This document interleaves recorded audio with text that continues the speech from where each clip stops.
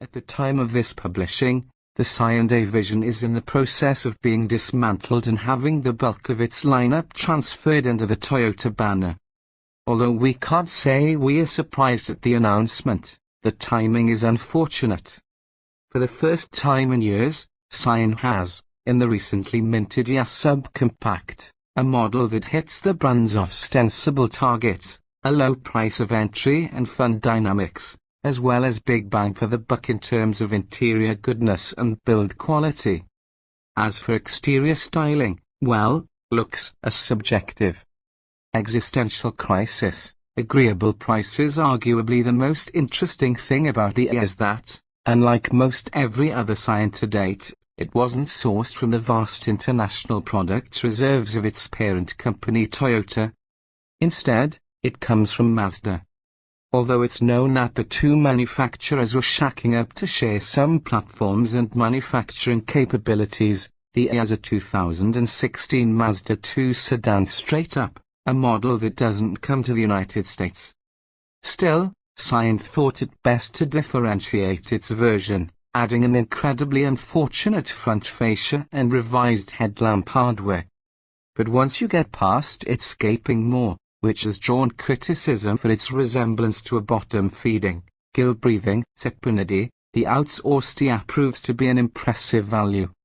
We're on the record about how we dig that the has features such as a tilting and telescoping steering wheel, as well as its 7.0-inch infotainment system that includes an intuitive control dial, Bluetooth with voice recognition, 2 USB inputs, an auxiliary input, and Ipod connectivity. Add features such as 16-inch wheels, a backup camera, cruise control, air conditioning, and a 6-speed automatic transmission. We've previously tested the 2016 EA with a manual transmission, and you have a heaping helping of content for the very reasonable ask of $17,570.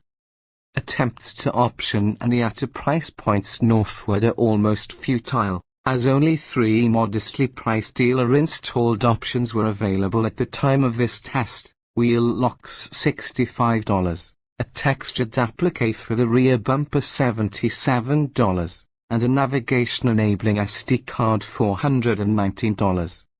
Getting that new car smell for less than $20,000 often means sacrificing desired equipment, but the EA's ample list of goodies means you're not punished for being thrifty.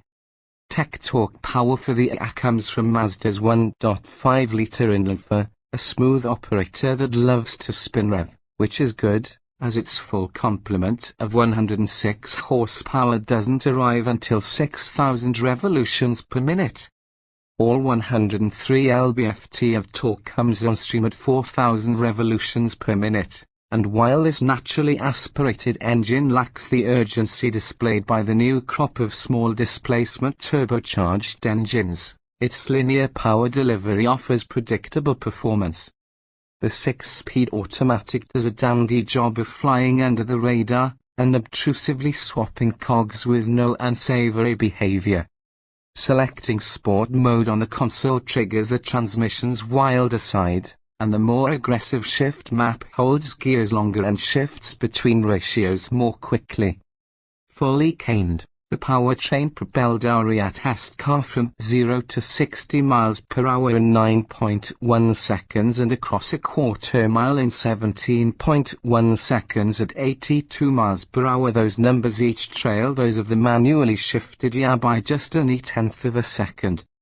But numbers are only part of the story. The EA is one of those small cars that just encourages you to drive it hard. The damping is first rate, expertly towing the elusive line between controlled handling and decent ride quality. Unwinding a twisty section of road approach is genuine fun, and, this is particularly cool, the transmission sport mode even perfectly nails downshifts under braking in anticipation of an upcoming corner. Speaking of braking, that's one place where pinched pennies are evident, as the EA still runs drums in the rear. The pedal feels firm and reassuring, but the EA took 185 feet to stop from 70 miles per hour, 10 to 20 feet longer than the best in the segment. Most of the blame can be assigned to the 18560R16 Toyo Proxys 827 tires, which give up grip easily and unpredictably. While the acceleration and braking numbers may be average, the heir's fuel economy figures are anything but. We achieved 36 miles per gallon overall, just 1 mpg fewer than the official EPA combined rating of 37, and 3 better than it.